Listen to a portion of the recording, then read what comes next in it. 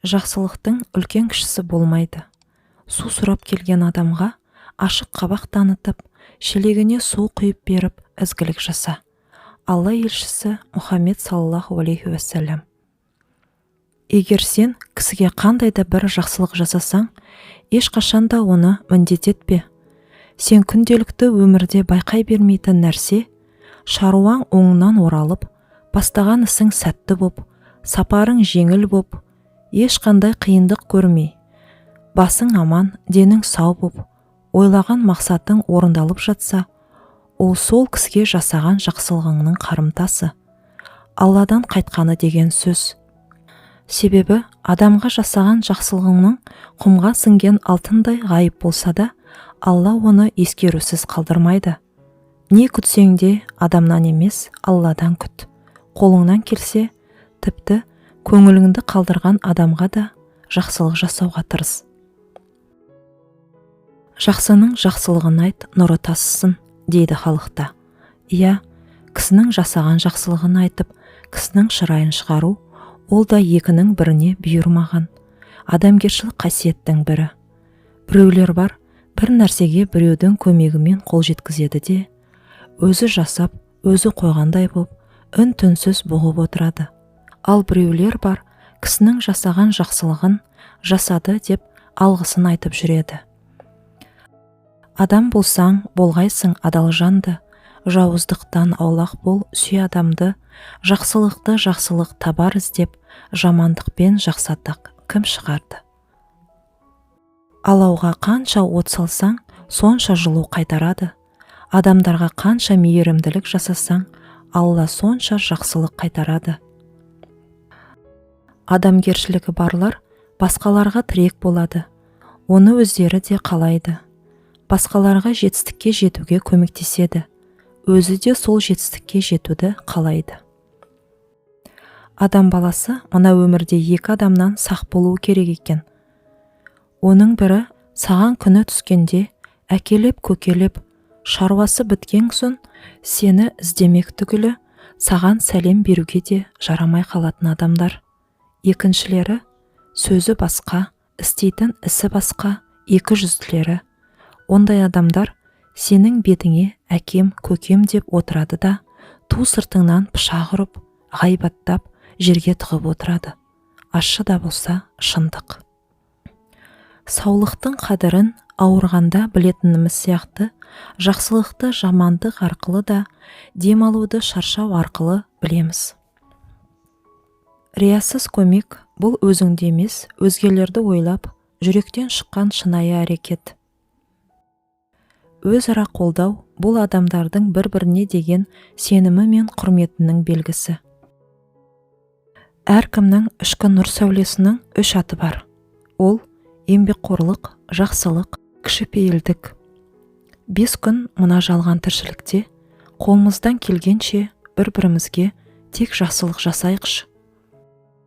Жамандық жасасаң да, жақсылық жасасаң да жауапсыз қалмайды.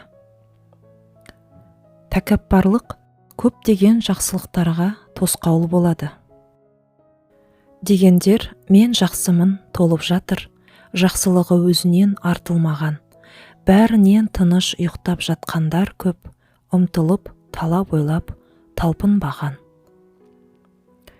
Мен тарыдай жақсылық қылсам, таудай зұлымдығымды жасырғалы қылам. Сөйтіп жүріп, адам атануға ұялмаймын. Өзіңе тілемеген жамандықты басқаға да тілеме. Өзіңе істеген жақсылықты басқадан қызғанба. Жақсылыққа жақсылық әр кісінің ісі, жамандыққа жақсылық ер кісінің ісі.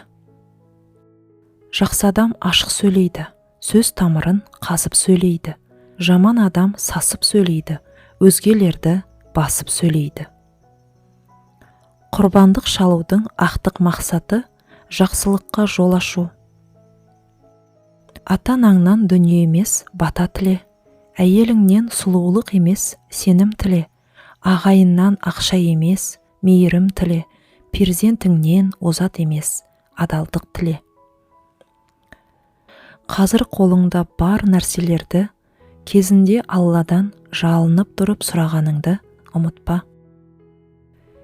Мейірімділік бойымнан сөнбесе екен, Аллам маған жат қылық бермесе екен, мен көрсемде біреудің қиянатын, біреу менен қиянат көрмесе екен. Жақсы адам жанашыр, қатеңді көрсе жасырады. Жаман адам басқаға, қатеңді айтуға асығады. Бақытты болғың келе ме? Әрбір артыңнан сөйлегенге құлақ аспа. Әрбір сөз бергенді сөзінде тұрады деп ойлама. Әрбір кездескен адамды өзің секілді білме.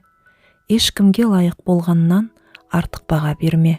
Бақытсыз ететін емес, тыныштық сыйлай алғанды таңда.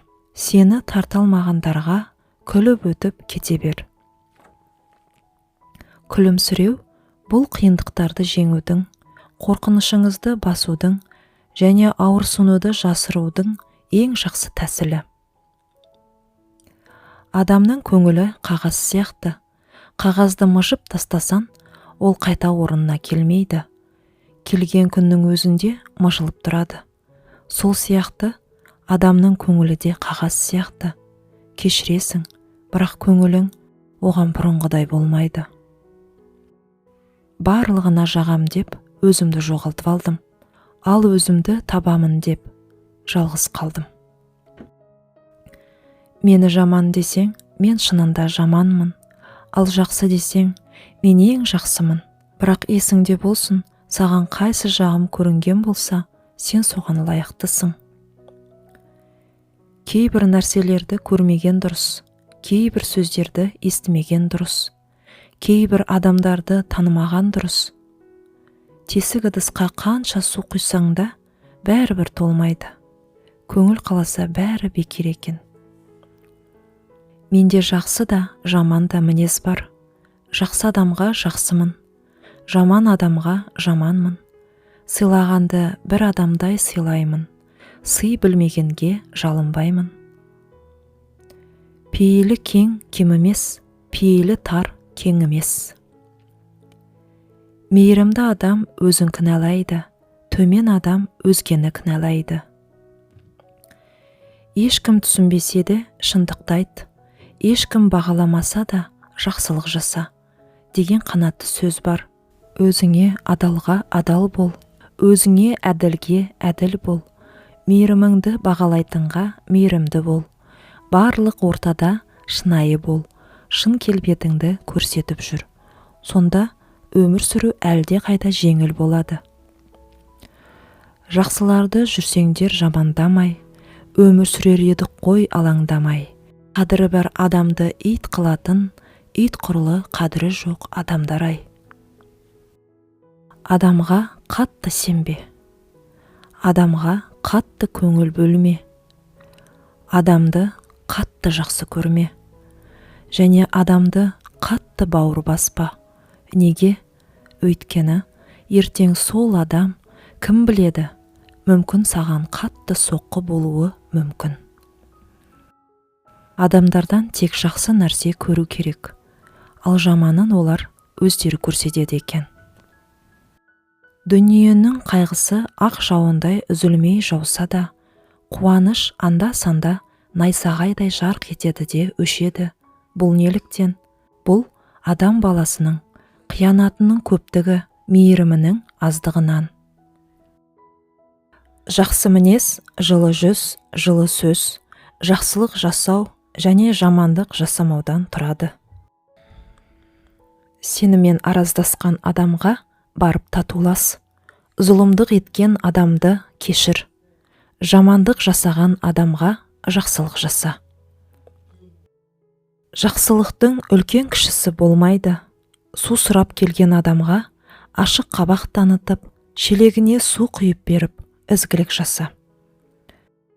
Ізгілік қыл, ізгілік көп кісіде, әсерлі ғой ізгілердің ісі де. Есіңде болсын, жақсы істі істеуге ниет етіп, бірақ оны орындай алмасаңыз да, Алла тағала оны өз қасында толық бір жақсы іс орындалғанға жазады. Әрі жасаған жақсы амалыңыз өзіңізге 10-нан 700-ге дейін, Алла қаласа одан да көп еселеніп қайтады. Сауабынан үміт етіліп істелген кез келген ізгі амал Аллаға берілген көркем қарыз секілді. Қайырлы, сауапты істер адамды түрлі бәлелерден сақтайды. Егер мұқтаж адамға жәрдем берсеңіз, Алла сіздің көмегіңізде болады. Әрі періштелер сізді панасына алып, күнәларыңыз үшін кешірім тілейді. Кім біреудің қажетіне жараса, Алла оның қажетін өтейді. Қазақ тілді арнамыздың дамуын қолдасаңыз, лайк басып, ойыңызбен бөлісіп, тіркеліп қойыңыз. Бізбен бірге болыңыз.